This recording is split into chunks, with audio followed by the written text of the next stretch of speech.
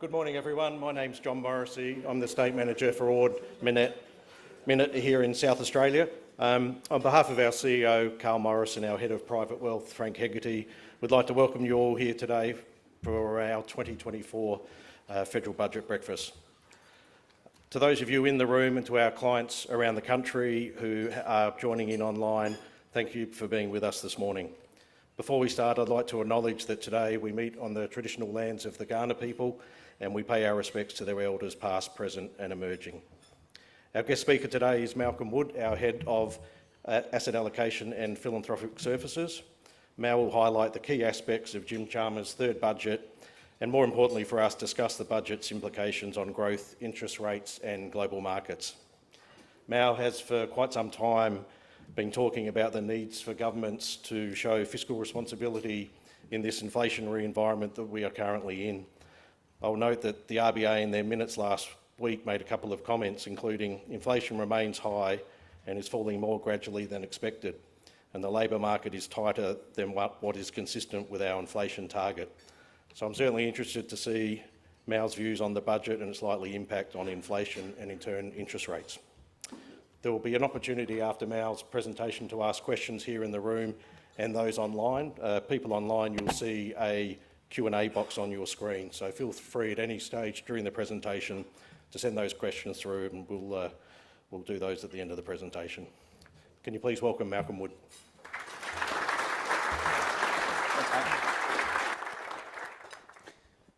Thanks, John, and thank you, ladies and gentlemen, for hopping up bright and early to hear what I think will be an interesting discussion this morning. The title I've got today is Higher and Higher for Longer. I'm talking about interest rates, just so you know. There's 5 themes that I want to run through today. So as John said, I think it's important to put the budget in context, and I do think that the key conclusion is this is an election budget. Unfortunately, it's likely to mean higher interest rates. And then I'm going to broaden the discussion to talk about that sticky inflation John alluded to, what's going on globally, not just here on the rates front, developments in China, and then bring it back to what it means for us as investors in markets. So let's set up the context for our budget. The first point to note is that after going in and out of COVID together, we've got a divergence in the growth pattern between the big economies today. The US is very strong, we're sluggish, and other major economies are a little bit worse than us. Now, despite that, labour markets everywhere remain tight. And then on the inflation front, we had this, of course, incredible surge of inflation coming out of COVID. Then this last period of probably 18 months of disinflation. But again, ladies and gentlemen, I want you to notice there's a divergence emerging. With countries like Australia and the United States, it looks like inflation is stalling out at a higher level. That's inflation's continuing to decelerate in places like Europe and Canada. So divergence there. So the economic backdrop, sluggish growth here, signs of sticky inflation. Come to markets, the central banks have gone on hold. They're itching to pivot. They want to cut rates. They want to be friends with you and me. That's not what central bankers should be, but they want to be friends. What's happened on the rates front is we had this big surge in bond yields coming out of COVID as people realised rates weren't going to stay low through 2024, for example. And over the last 18 months, however, bond yields have gone in a sideways pattern. We're at the high end of that range at the moment, but broadly sideways. So it's been this combination of central banks itching to pivot, robust US growth, but rates staying in this sideways pattern that's enabled markets to have this massive rebound since late 22 and another leg to that since last October. So that's the market's backdrop. Bonds, central banks sideways, bonds sideways, equities rallying, looking for rate cuts. I wanted to put our budgetary perspective in a global one. This is the good news part of the story. Our budget is in surplus, right? Again, 2 surpluses in a row. That stands in stark contrast to the biggest budget deficits in the United States outside of recession or war, and a budget deficit of about 3.5% in Europe. And then, of course, the government debt issue, which we hear time and time again. US government debt over 100% of GDP now. Europe's actually better than the United States as a whole. And we're looking pretty darn good at just 18.6% of GDP, right? Why have we done so well? Important to know. It's not because of spending restraint. In the United States, since 2019, federal government spending's gone up 43%. In Australia, over the same period, federal government spending's gone up 43%. Amazing, right? So why have we got a budget in surplus and the Yanks have got a deficit of 6% of GDP? 2 reasons, or actually 3 reasons. The first is that the starting point for Australia was budget balance. The US was still in the Trump deficits. And then these 2 things here that are a bit unique to us: amazing commodity prices, which are boosting government tax revenues, and this one here, which probably we all realise, which is a surge in government income tax receipts because of inflation. Your real wage hasn't gone up, but your taxes have. And, we've seen a massive surge in government income tax receipts, both company and personal. So as a consequence of that, spending's up 43%, revenues are up 43%. And that's really the story for why we're in a strong fiscal position. It's you and me sending money to Canberra. Okay, let's look at last night's budget and draw some of the key conclusions out of it. I look at budgets using 5 KPIs. The first is, well, how are the balances looking? And here the story is pretty darn good. We've seen this massive rebound from the depths of COVID. 2 surpluses, haven't seen that since the Costello years. And yes, we're going into deficit, but it's sort of moderate deficit would be the way I would describe it. So there's a swing in the fiscal balance from a modest surplus, 0.3% of GDP, to a deficit of 1% of GDP in the year ahead.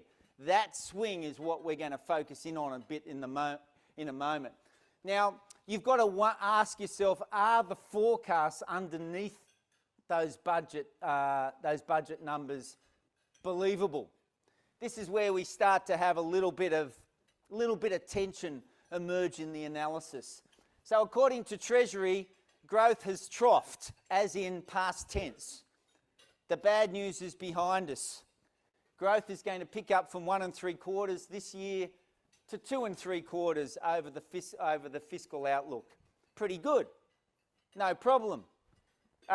In addition to that, we're going to see, and of course this got a bit of attention in the press, and Treasurer obviously alluded to it, we're going to see inflation slow from, it's actually running at about 4% at the moment, to 2 3/4% next fiscal year, back in the Reserve Bank's target band.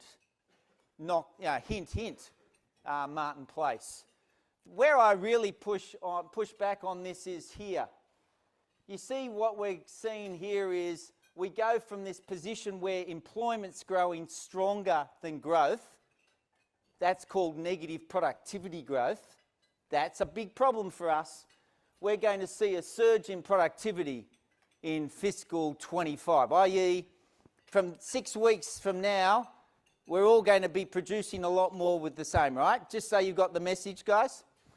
And that continues going forward. So this is the crux of this budget's underlying assumptions, that the problem we've had with productivity growth for a number of years now is all of a sudden going to miraculously fix itself.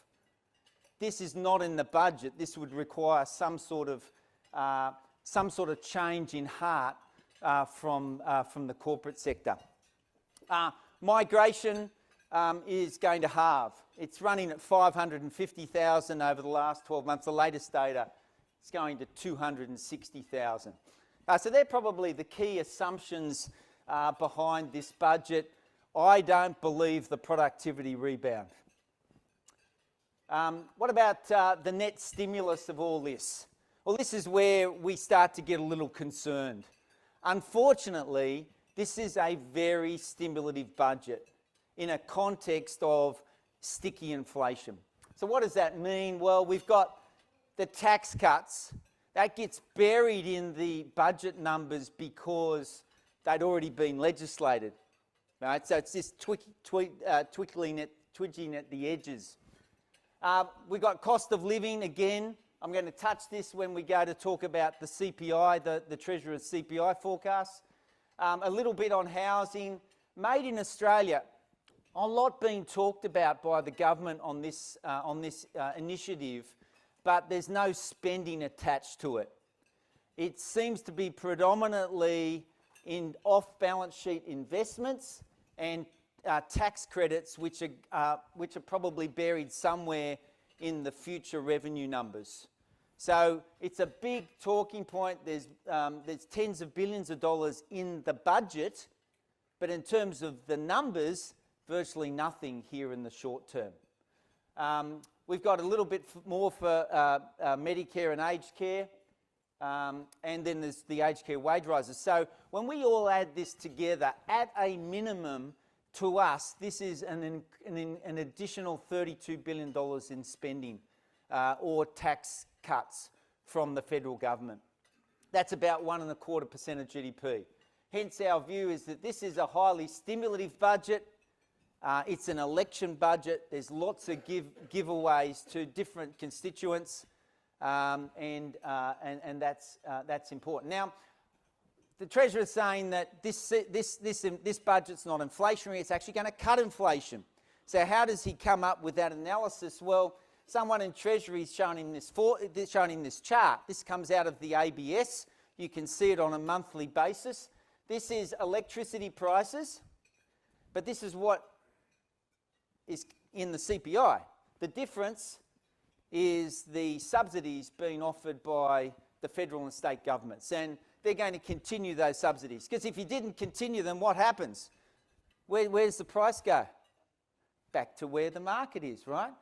So you're suppressing the market price and claiming that you've fixed inflation. Unfortunately, as soon as you ask Richard Nixon, what happens when the price freeze ends? Prices go up. Prices go up. So this is the fiction that Canberra's going to peddle on this, that they fixed inflation because they're extending the electricity and the rent subsidies. So the reality, of course, is quite the opposite. They're actually claiming they've cut the CPI by 0.75% this year. That's a bit higher than my number, but they're obviously trying to make it sound a little bit more impressive. So indicator number 3, what's the fiscal stance in this budget? Answer, highly stimulative at the wrong time, but if you're a politician, it's the right time, right? Remember that. We're going into an election. So an election budget. The last indicator I like to see is reform. Unfortunately, it's really off-budget issues that are pushing us backwards, particularly with the industrial relations direction in Australia. But there was one glimmer of good news in this budget, and they talk about streamlining priority project approvals. I guess the proof will be in the pudding on that. Let's see how we go. So our take on this, ladies and gentlemen, is this is an election budget. It is highly stimulative. It is really throwing down the gauntlet to the Reserve Bank. There's also the political aspect. As I said, this is an election budget. So let's think ahead here to the political thematic for a moment. So what we're seeing in Australia is the opinion polls closing. The opinion polls have been closing here for a while. That obviously has been part of the driver of this election budget. But let's step back and say, well, let's just think about the balance of power in Australia. The ALP has 77 seats in a 151-seat House. On average, a second-term government loses about 8% of seats, which is 12 seats in a 151-seat parliament. So if we go into an average experience here, the Labor Party is going to end up with 65 seats come this time in a year. Unfortunately, they need 76 to form a majority. So who does that leave as being the kingmaker next May? Well, we know we've got 4 Greens, we've got 7 or 8 Teals, and we've got a few other independents hanging around. So remember 2 characters, Rob Oakeshott and Tony Windsor? Those guys who were the kingmakers in 2013. We've probably got a party of kingmakers which will be driving policy here in Australia come the middle of 2025. Ladies and gentlemen, this is going to be a particularly difficult period politically for Australia. I think the Teals will be determining who's in the lodge in 12 months. Let's step back and look at other things that are happening. Oh, there's an election in the United States come November. I'm sure we'll get a couple of questions on that.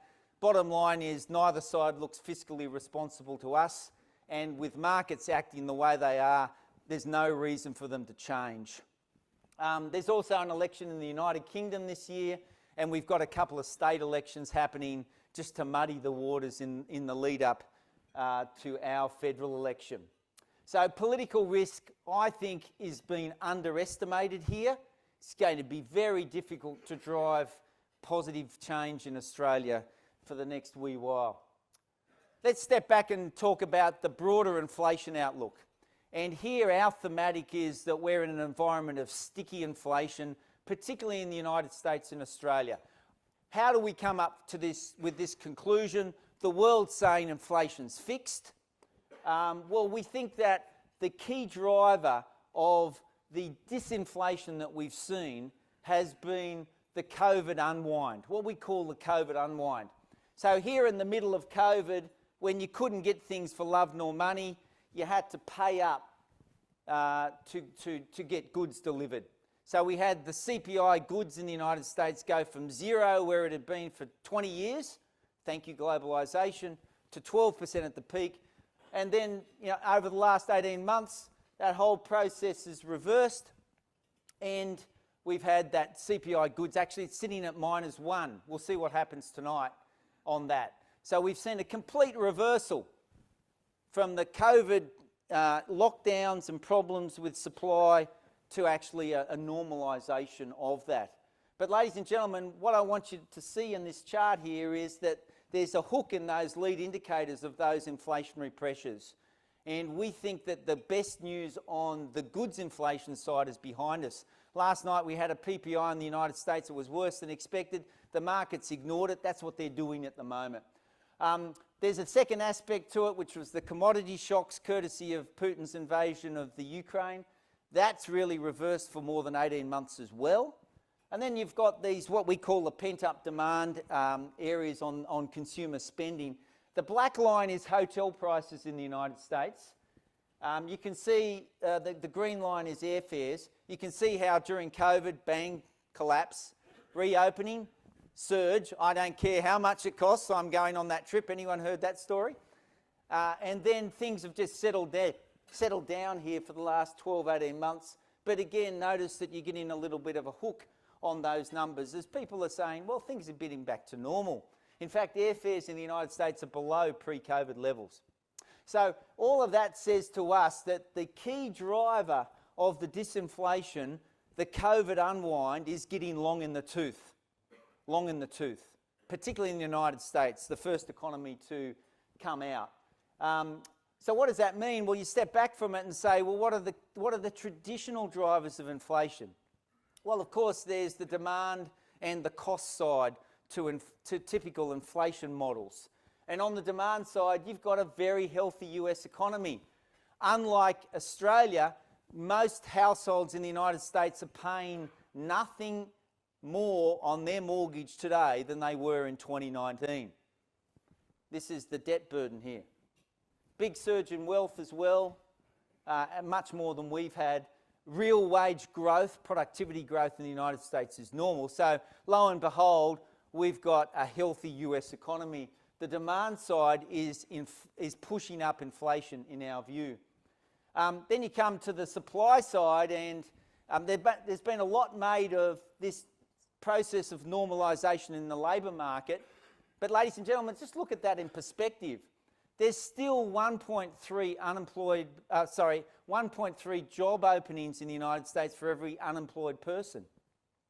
That's still a tight labour market. It's just not as tight as it was 18 months ago. So our view on inflation in the United States is, on current policy settings, it would be a miracle for inflation to go back to 2%. This is possible, but it would be in the miracle camp. What about here in Australia? Well, we've snatched defeat from the jaws of victory here. We've had this surge in labour costs after the United States, so our wages are now growing as fast as those in the United States. Problem being, of course, is we don't have any productivity growth. So those increases in wages are converting into labour costs, unit labour costs. As a business, what are you going to do? Two things: you pass them on, or you take a hit to profits. They're the choices. So that's a problem for us. And then, of course, you've got the policy-driven, I call them policy-driven issues on the other side. And, you know, we particularly think of rent being one of those, where we've had this amazing surge in migration, which is contributing to the rent issues in Australia. So our picture is very much this one here, where the blue lines are services non-tradables inflation.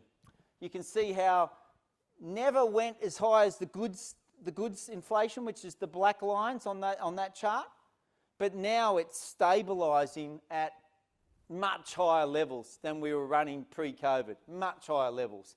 And that is the inflation problem in Australia. So we've gone from inflation being driven by COVID, global factors, Putin's Russia invasion, to inflation being driven by domestic factors, labour cost pressures in particular.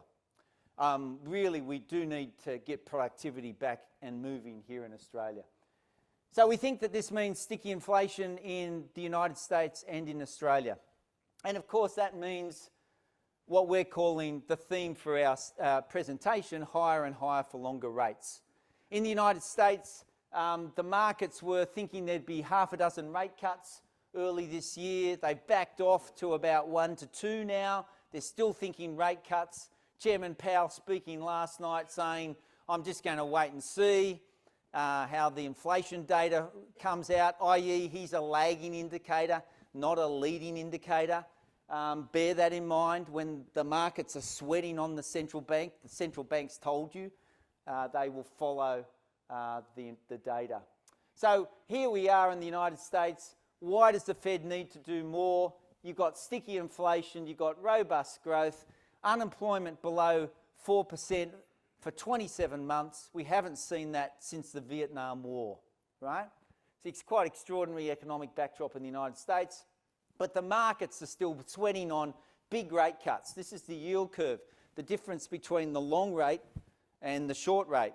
And at the moment, that's still 100 basis points lower, which is saying short rates have to come down a lot to justify that bond yield. The equity market is saying, happy days, I'm going to come back to this. The premium you get for investing in US equities today is the lowest since the TMT bubble just over 22, 23 years ago. So, ladies and gentlemen, US market is priced for rate cuts, and we're thinking it's going to be disappointed. Come to Australia, not as bad here. The market valuation is nowhere near as stretched as the United States. A lot of that's to do with the sector mix. We can talk about that in Q&A. But here, ladies and gentlemen, is the period of low inflation. The market here averaged just under a 15 PE in that period. Today, we're about 2 PE points higher, but inflation is nowhere near the 2 to 3% band.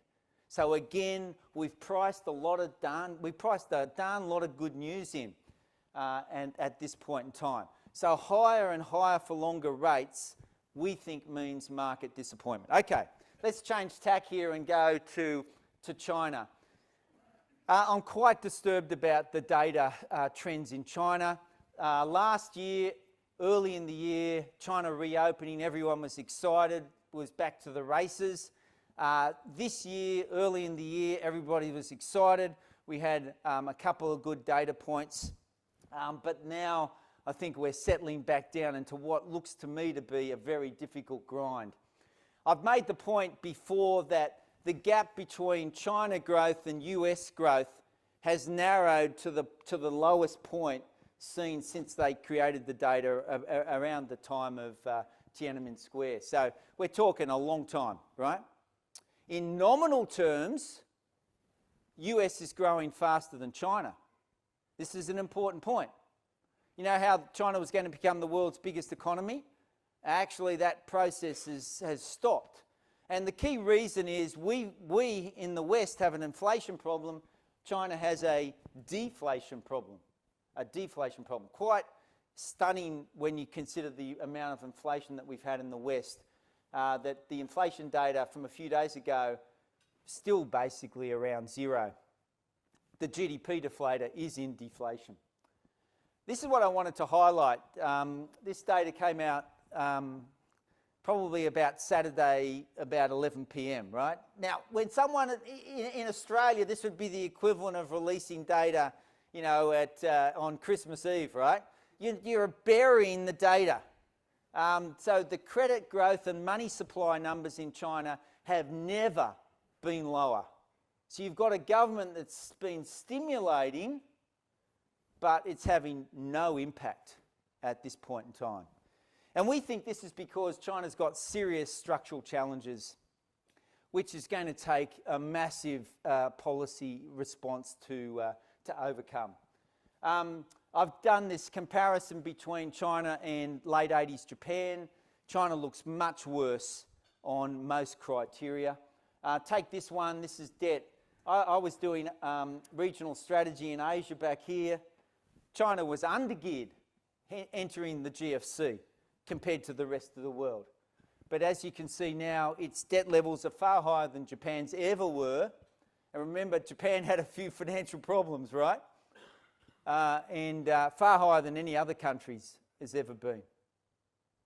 And China isn't nowhere near as rich as these other countries were in those instances. So they've got the internal problem, which is too much debt, over-investing, what we think is chronic housing oversupply, particularly in the context of the demographic cliff. And then you come to the external side, and what we're seeing is a real issue emerging here where China's building substantial capacity in leading-edge industries like electric vehicles, solar panels. Oh, by the way, we're going to be a competitor to China in solar panel production. And unfortunately, what's happening here is the West is turning off the markets. So you've got all this capacity, but where's the market? So for those of you who are nerds on this like I am, last night, President Biden said, we're going to put 100% tariff on China EVs. President Trump said, I'll raise you on that, 200. I kid you not, that is the truth. So what's the problem here? Well, I bet you we can get a darn cheap EV, right? So they're going to be dumping everywhere else. Europe's going to turn them out. The United States is turning them out. Where can China go with all this capacity? It's a problem. I think China's market share in the United States is going back to pre-WTO levels. US business is being told in no uncertain terms, get out of there. So to us, China's got three responses to this. They've been in what we call the status quo scenario, which is just do a little bit.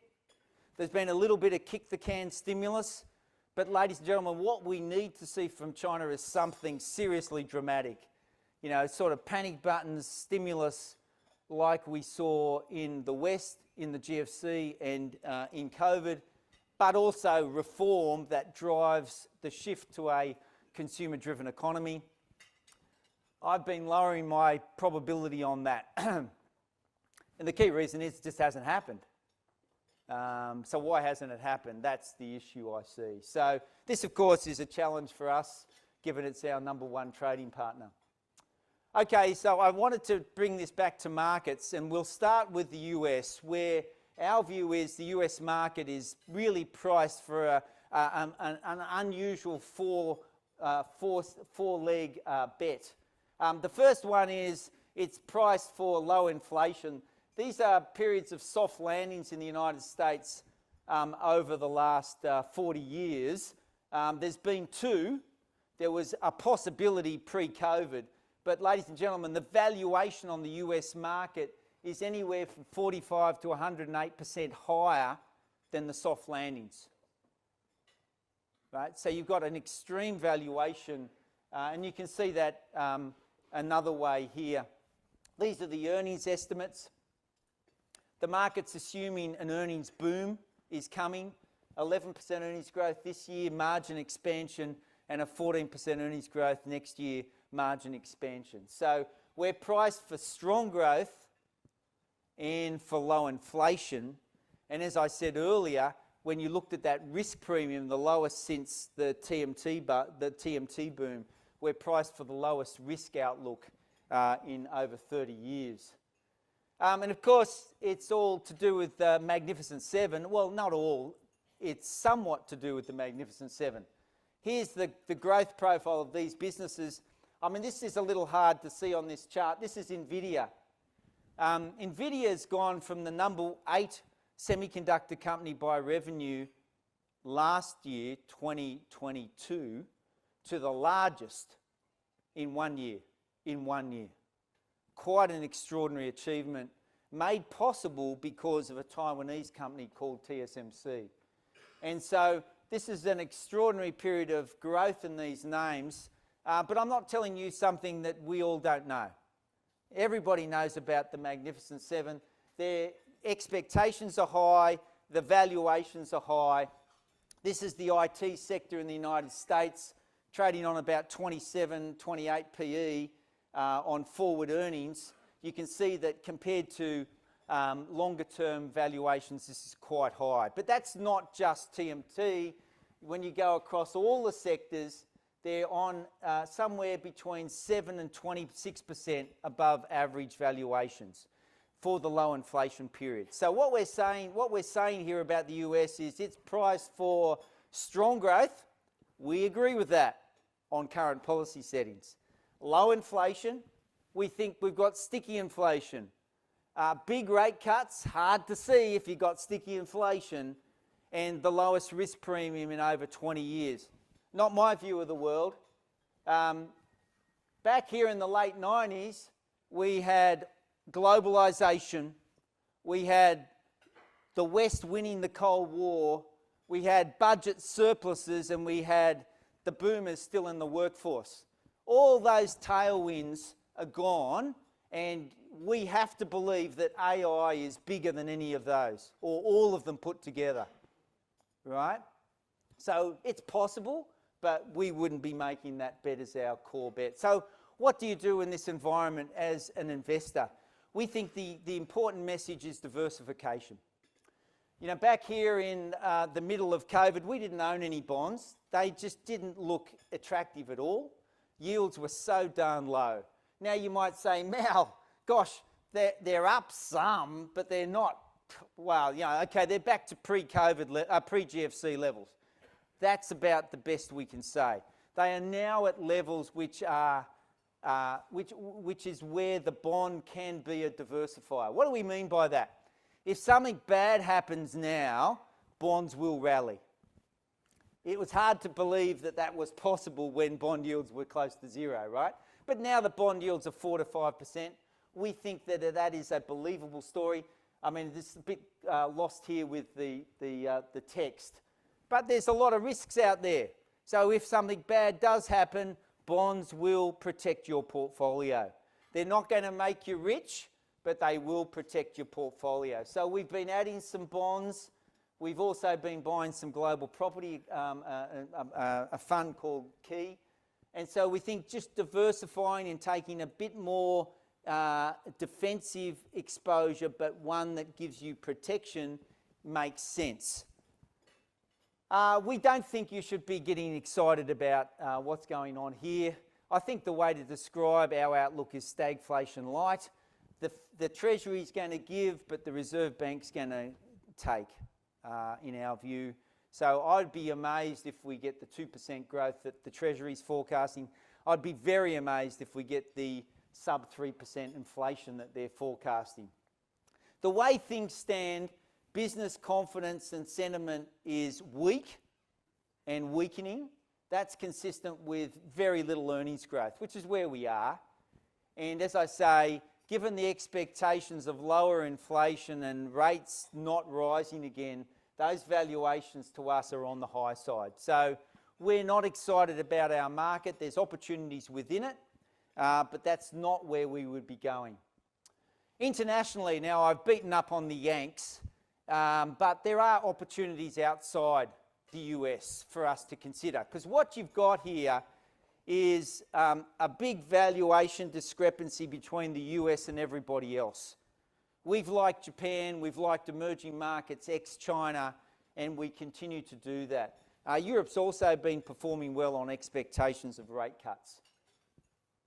And with the currency getting back to 66 cents, you know, we think there's actually some downside risk in the Aussie, so we're unhedged.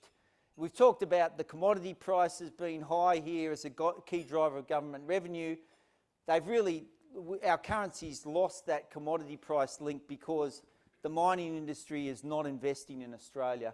What you've got here is low rate spreads, and we think that low rate spreads, China risks mean, yeah, you want to have some of your investments outside of Australia.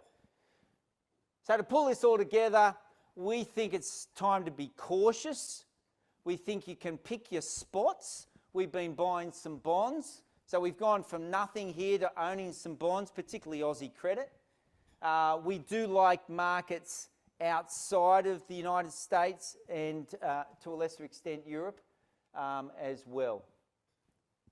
Now we do this for not just speculative reasons. We actually run client portfolios. These are the actual portfolios. This is a balanced one for a mid-risk profile, and this is the high growth one. And delighted to say that we've been able to produce decent results on those in the past 5 years that they've been on the Hub platform. So to summarise, ladies and gentlemen, we think this was an election budget last night.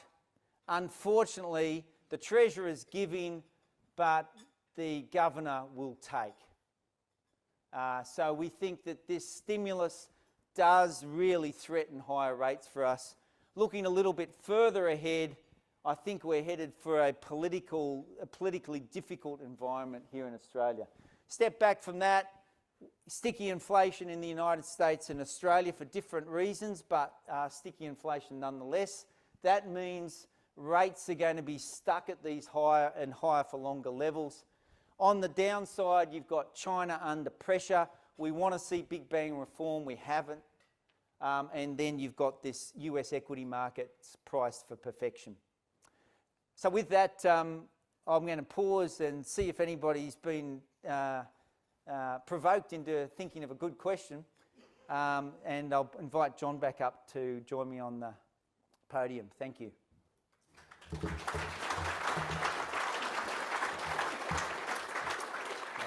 Thank you very much, Mayor. We will open it up for questions. If you do have one, could you raise your hand and please wait for the microphone so people online can hear it. First one's always the hardest. Well, I've got one online already now. So, will China export deflation and deliver low inflation outcomes for the US and Australia? I think it's difficult in the case of the United States because those tariff barriers are rising and both sides of politics, it's about the only thing they agree on in the United States is to be tough on China. So President Biden last night said quadrupling the tariff on EVs, the tariff on steel and aluminium. Remember, aluminum. Remember that was where the trade war started. President Trump started. That's going from 25 to 75%, and there was another one as well. So there's a bidding war in the US between both sides of politics, and it's for higher tariffs on China. So I can't see how China's going to rescue the United States. But what I think that does mean is the risk of China dumping into other markets, emerging markets and us, is actually quite high. I would not be building solar panels in Australia. I think you can get a very decent discount price from a China supplier in the next 12 months. Very good. We also had a question from, or a comment from Jeff in Tasmania, who asked if he could have his eggs poached, which was interesting, but unfortunately Jeff only breakfast for the people live. Next question, please. Yes, over in the corner. Thank you. We've talked a lot about productivity and the fact that we need to improve it. What can the government do to help business to improve productivity? I'm going to be pretty provocative here because they need to reverse the labour market reforms, which is just not going to happen, unfortunately. We need to be linking wage increases delivered by a Fair Work Commission, just as the guy that the Treasurer did his PhD on, Paul Keating. Paul Keating said wage increases through the Arbitration Commission needed to be linked to productivity enhancements. And, we can all quibble about, well, it's a bit rubbery or something, but at least they were having a go back then. So they would be two things that I would suggest. And, we spent 50 years, and John Button was one of the key drivers of this, getting rid of government subsidies and tariff protection and these sorts of things for business, and making sure that business stands on its own 2 feet. And now we're going back to the same sort of, Canberra's, apparently, Albo knows a good business from a not so good business, and business don't need to worry about it. So they would be 3 things that you could just think of off the bat. But the fact that productivity isn't the number one focus is, to me, just a little bit, where was productivity in the budget last night, except in those forecasts, which, as I said, well, apparently we're all going to be far more productive from July 1st. So I'm a bit sceptical about that, unfortunately. The good news is that, this is quite fixable in normal circumstances, but if we're in a hung parliament situation for probably for a while here, it's going to be very difficult to even if there were a change of government, I don't think they'd be able to change too much at all. So that's a bit of a problem as well. So we're probably stuck a little bit in terms of reform, or what I would call market-driven reform.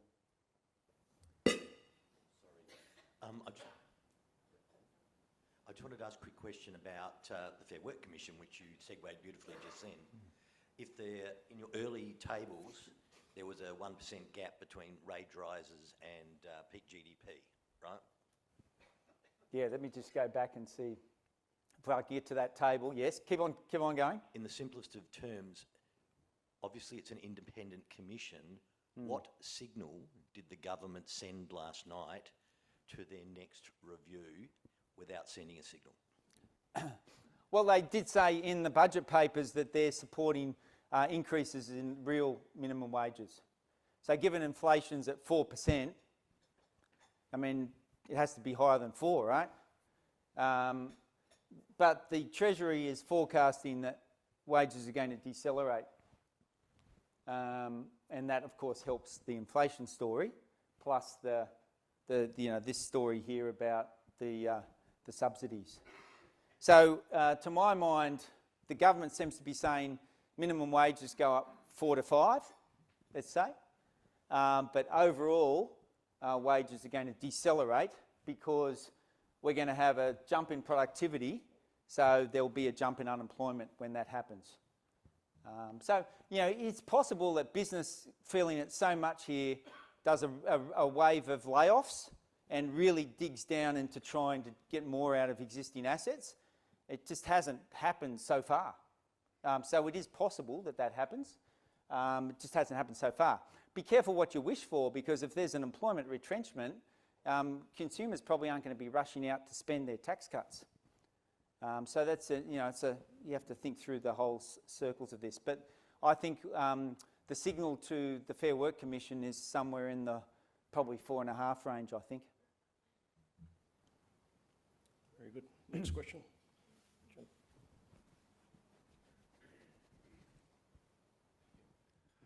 If the economy, well, if it goes up a bit with the tax cuts and Yes. you said it's an election budget, Yes. but then there's a risk of the interest rates going up, will that lead to an earlier election? Because you've already got cost of living problems and the polls are narrowing. Yeah, if we get more interest rates rises.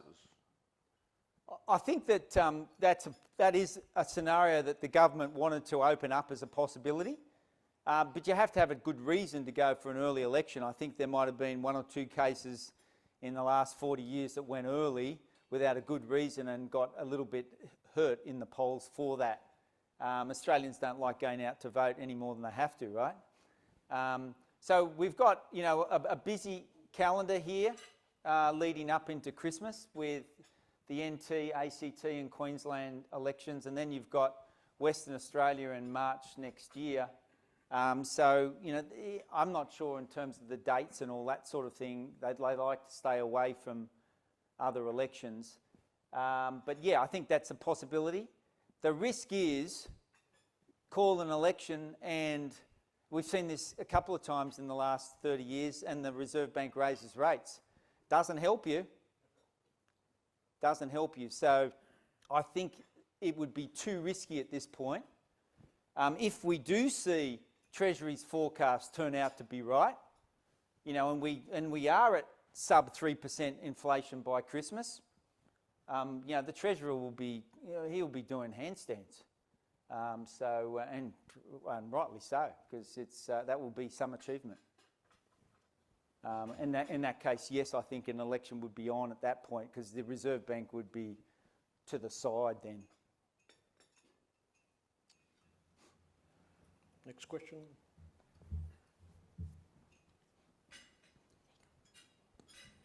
Malcolm, Treasury have been told every now and again that their forecasts of commodity prices tend to be on the low side. Yes. Would you like to comment on what you think their forecasts are for the forward estimates, please? Yeah, so they've actually continued the practice that was started, I think, by Morrissy, which is assuming commodity prices go to some sort of long-term trend price in about 1 year.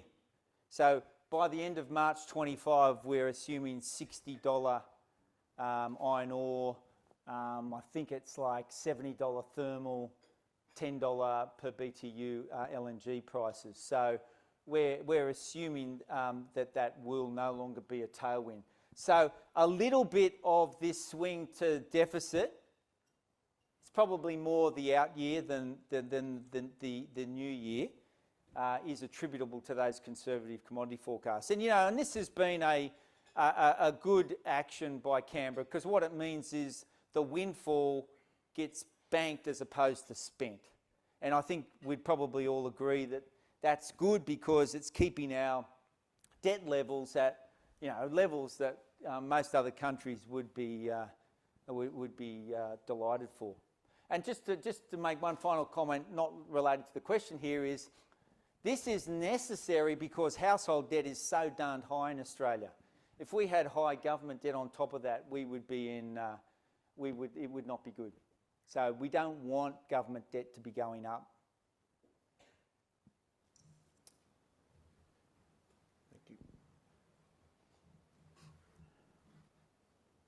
Malcolm, can you comment on the number of immigrants we have had that have come into the country with the infrastructure spend that hasn't been there as pre-planning?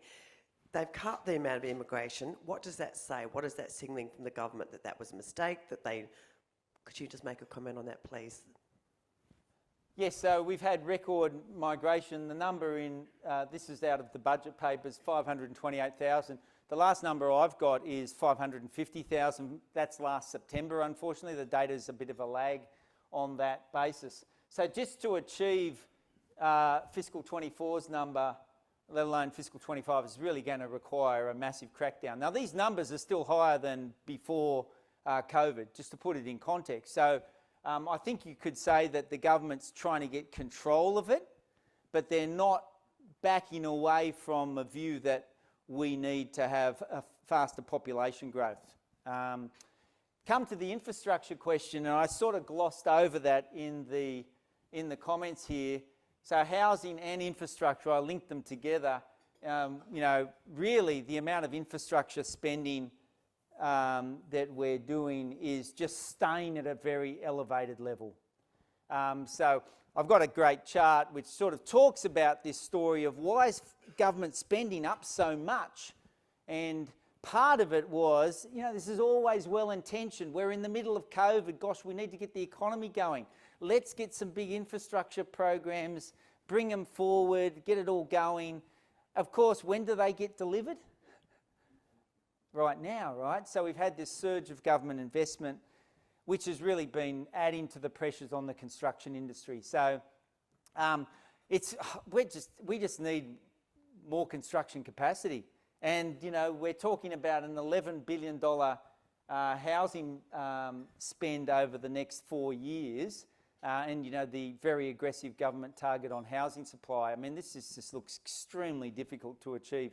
So the cost pressures, just don't try to do a big reno, guys. I would be my advice. The cost pressures in the construction sector, I can't see how they're not taking the foot off the throat on infrastructure. They're trying to do more on housing because there's a problem. Okay, they're slowing down the number of people coming in the front with the migration, but we're not turning the tap off, we're just slowing it down. You know, and I think they get a lot of pressure from the universities here to keep the flow coming, and it's probably a bit associated with that. Kerry, I just can't see the solution out of all that. So it doesn't sound to me like that part of the inflation problem is being fixed. Now, an online question. The NDIS was a big focus in last year's budget. Aside from trying to reduce fraud, was there much else in this year's budget, and what impact will the scheme have on the government's fiscal position? Yeah, so this is now an extraordinarily big program for Australia. They are talking about, as you say, reducing fraud, and the aim is to slow spending from 10% a year to 9% a year. You know, it's an extraordinary thing. So, you know, look, and I'm not trying to make any comment here about the good intentions, but, you know, apparently we're going to spend an extra $50 billion on defence in the next 10 years. How much do you think we should spend in year one if we're going to do 50 and 10? We're going to spend 400 million. So the first 3 years add up to 1 billion out of the 50. I mean, I don't know what our enemies are thinking about this. So yeah, there's some funny priorities, and it's like we're not fed income, and this is another example of that. The only other savings that were really in there were all to do with tax compliance. So you're probably going to get an audit on your tax. So apparently that's going to raise a lot of money as well. Malay, a question on behalf of my two daughters, if I may. They're in their 20s and relatively opinionated. What do I tell them tonight about cost of living and housing affordability? Yeah, well, Dad, how much are you willing to put up? Keep working, Dad. I think that the problem we've got here is that we're not addressing this affordability issue. And you know, I was actually, when I was flying in yesterday, and I'm not making any comment about what your population should be, other than to say, why the heck does everybody have to move to Sydney or Melbourne? I mean, it just seems to me to be there's there's a country the size of the lower 48, and we all have to live in 2 spots. It's quite remarkable. So I think we've missed a chance to accelerate decentralisation in Australia. Of course, that requires some serious infrastructure, but where we've got it, you know, I mean, Adelaide's well serviced. You know, I would hope we would be trying to encourage, you know, that to me makes a little bit of sense. But unfortunately, that's not going to help your daughters. But what I guess I'm saying is that house prices are eminently unaffordable. It's bizarre that house prices have gone up in the face of one of the largest increases in mortgage rates, well, certainly in the modern period. And I share the concerns of young people that this is just, there's just no solution here. And you know, go back to Kerry's question that, you know, we're halving migration, but I just can't see how that's going to free up any capacity at all, unfortunately. It'll just stop it getting worse, but it's not going to make it any better. If you're not lucky enough to have a job that means you can work from anywhere, this is a really difficult outlook.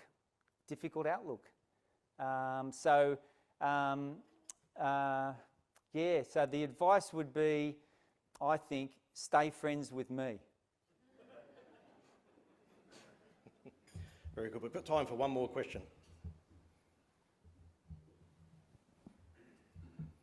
No, we're all good. That's everybody's like, crikey, this is going to cost me a fortune. Thank you very much, Mao, for your time today. There will be an email sent out to all of you this afternoon and those online with a copy of the presentation and a short survey, which we would appreciate you completing for us. I'd just like to thank Karina and Dee Dee for all your work setting up this morning and organising it for us. But thank you again for joining us, and can you please thank Mao? Thanks, Matt.